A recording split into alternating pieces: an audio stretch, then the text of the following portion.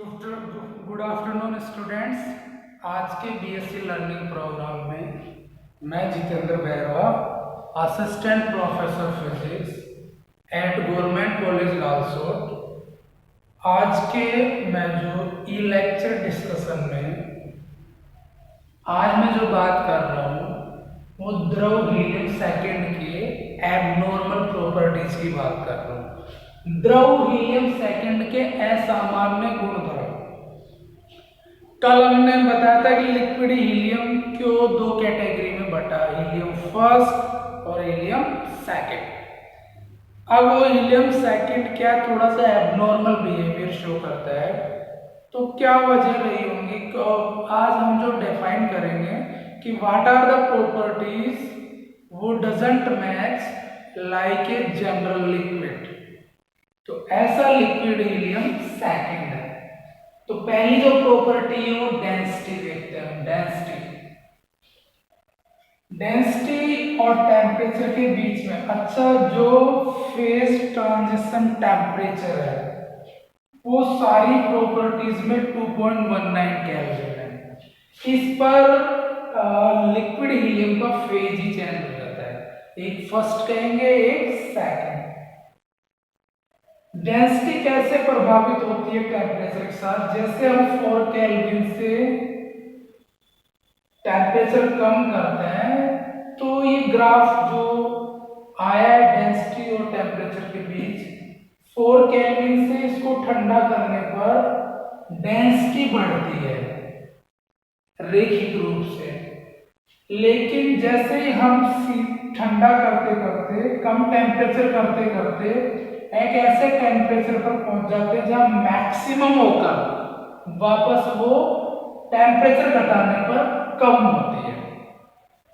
तो ये क्लासिफिकेशन हो गया कि ये हीलियम सेकेंड शो करेगा ये व्यवहार, और ऐसा व्यवहार हीलियम फर्स्ट। तो दोनों के व्यवहार में बिल्कुल अपोजिट बिहेवियर दोनों का, इसलिए इसको अलग ही कैटेगरी माना।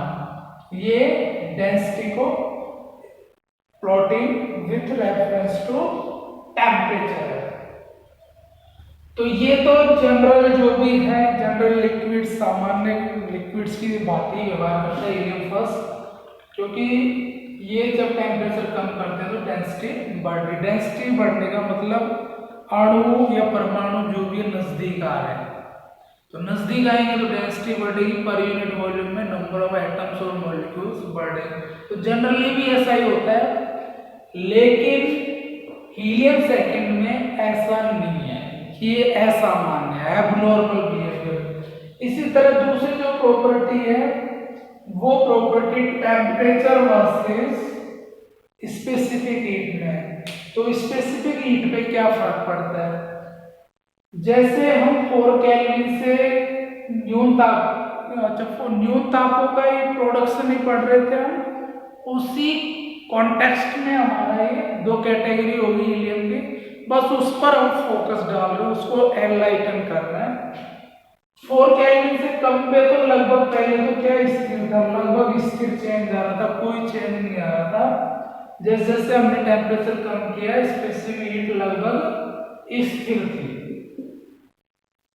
लेकिन और टेम्परेचर कम करने पर वो तेजी से स्पेसिफिक हीट बढ़ती है, और कितने टेम्परेचर पर 2.19 केल्विन टेम्परेचर पर वो एकदम से तेज होकर एब्रुप्ट तेज होता है, वो बहुत अचानक सडन राइज होती है।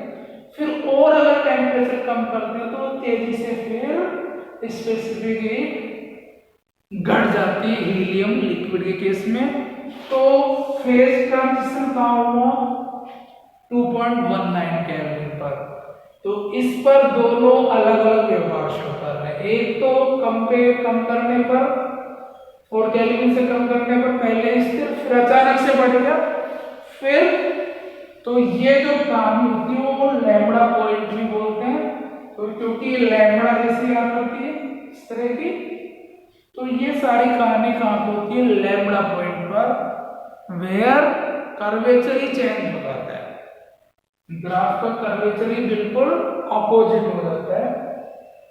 ऐसे विस्कोसिटी में भी दो लिक्विड हीलियम फर्स्ट, जैसे 4 केल्विन से अपन कम टेम्परेचर करते हैं तो धीरे धीरे, जैसे हीलियम गैस में होता है, टेम्परेचर कम करने पर धीरे धीरे विस्कोसिटी घटती है। लेकिन जैसे 2.19 केल्विन टेम्परेचर पर पहुंचे ठंडा होके प्रोसेस करके, तो क्षमता अचानक से तेजी से क्या हो जाती है, गिर जाती है, बहुत जल्दी से गिरकर कहां पहुंच जाती है, शून्य की तरफ। कहने का मतलब यह है कि लिक्विड हीलियम सेकेंड की क्षमता या विस्कोसिटी बहुत कम होती है। विस्कोसिटी क्या होती है, बहुत कम। तो यही कारण है कि इसको कम दाबांतर से भी, अगर प्रेशर में चेंज भी नहीं हो, प्रेशर का ग्रेडियंट नहीं हो, तो भी ये आसानी से फ्लो हो जाएगा। विस्कोसिटी का क्या मतलब होता है कि जैसे इलेक्ट्रिसिटी में रेजिस्टेंस या रेजिस्टिविटी जो रोल निभाती है करंट कंडक्शन में या चार्ज के फ्लो में, वो वहां पर रेजिस्टिविटी होती है, प्रतिरोधकता। या लिक्विड के फ्लो में जो अवरोध होता है, जो रेजिस्टेंस होता है, उससे हम क्या कहते हैं, क्षमता। तो क्षमता कम किसकी है, लिक्विड हीलियम सेकेंड की। तो आप देख रहे हैं कि लिक्विड हीलियम सेकेंड की क्षमता कम है, इसका मतलब उसके प्रभाव में अवरोध ही नहीं है, लगभग शून्य हो जाती है ये। और केल्विन अगर और ठंडा कर दिया जाए तो इसका मतलब ये है कि लिक्विड हीलियम सेकेंड आसानी से फ्लो हो जाए। क्यों? क्योंकि रेजिस्टेंस ही नहीं है, बहुत कम रेजिस्टेंस है। ऐसे एक जो टॉपिक है, इसी से रिलेटेड चौथी जो प्रॉपर्टी है वो थर्मल कंडक्टिविटी की है। थर्मल कंडक्टिविटी, उष्मा चालकता। तो उष्मा चालकता में भी यही है, कंडक्टिविटी का मतलब है रेजिस्टेंस का उल्टा, रेजिस्टिविटी का उल्टा।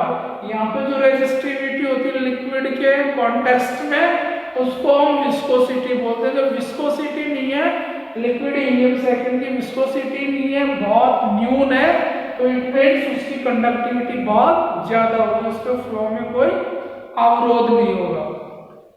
अब जो नेक्स्ट जो प्रॉपर्टी है, वो जो प्रॉपर्टी रोलिंग फिल्म का निर्माण। फिफ्थ जो प्रॉपर्टी है, फॉर्मेशन ऑफ रोलिंग फिल्म। मतलब द्रव हीलियम सेकेंड में एक प्रॉपर्टी और होती है, वो क्या होता है, उसका नेचर क्या होता है, वो जो है कोई भी एक खुद की एक सरफेस बना लेता, सॉलिड सरफेस, और उसके सहारे वो क्रीप करता, रेंगता है, चढ़ता है, गिरता है, उतरता है, मतलब।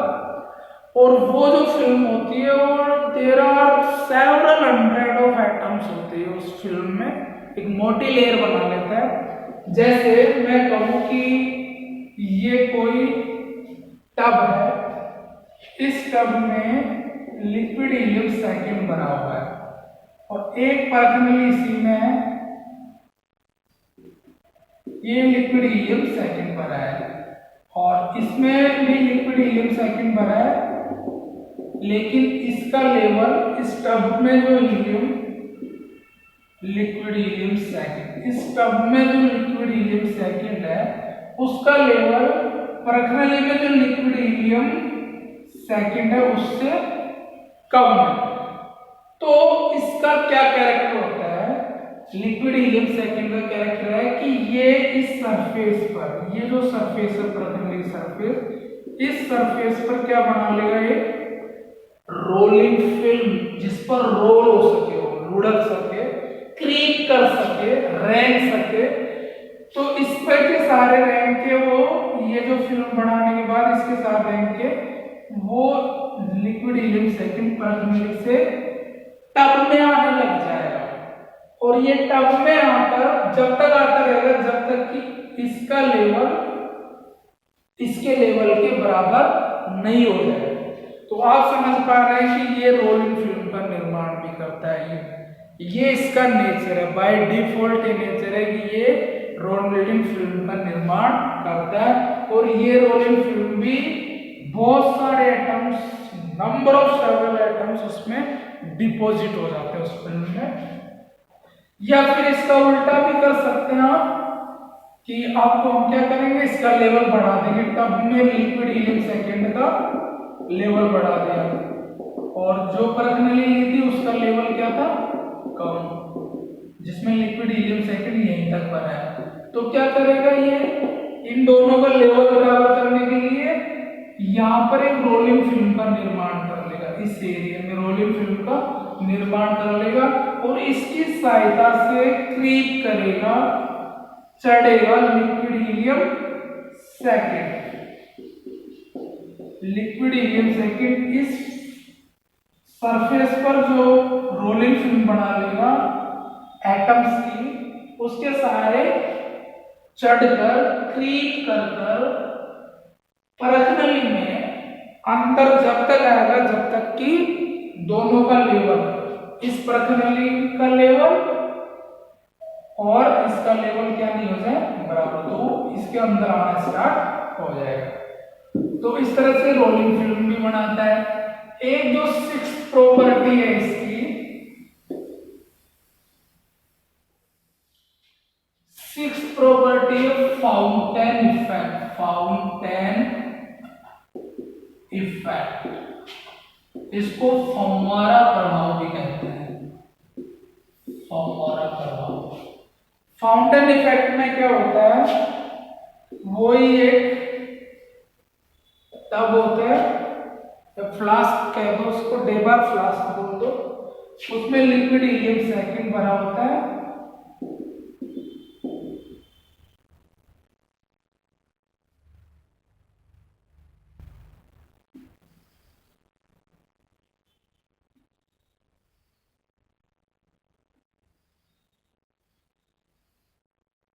ये पोर्शन इसका खुला हुआ होता है।